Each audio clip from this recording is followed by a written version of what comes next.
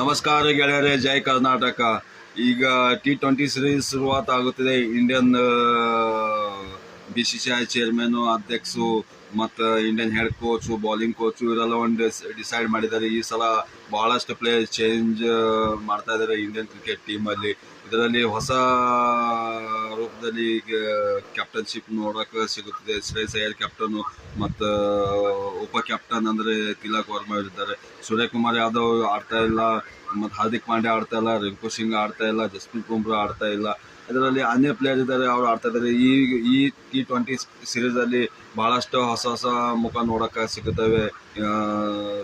ವೈಭವ್ ಸೂರ್ಯವಂಶಿ ಆಟ ಆಡ್ತಾನೆ, ಅದರಲ್ಲಿ ಹೊಸ ಪ್ಲೇಯರ್ ಅಂದರೆ. ಮತ್ತು ಕ್ಯಾಪ್ಟನ್ಶಿಪ್ ಶ್ರೇಯಸ್ ಅಯ್ಯರ್ ಮತ್ತು ವೈಸ್ ಕ್ಯಾಪ್ಟನ್ ತಿಲಕ್ ವರ್ಮಾ, ಸಂಜು ಸ್ಯಾಮ್ಸನ್, ಇಶಾನ್ ಕಿಶನ್, ನಿತೀಶ್ ಕುಮಾರ್ ರೆಡ್ಡಿ ಇವರೆಲ್ಲ ಪ್ಲೇಯರ್ ಇದ್ದಾರೆ. ಬಟ್ ಐರ್ಲೆಂಡ್ ಮತ್ತು ಇಂಗ್ಲೆಂಡ್ ವಿರೋಧಾಗಿ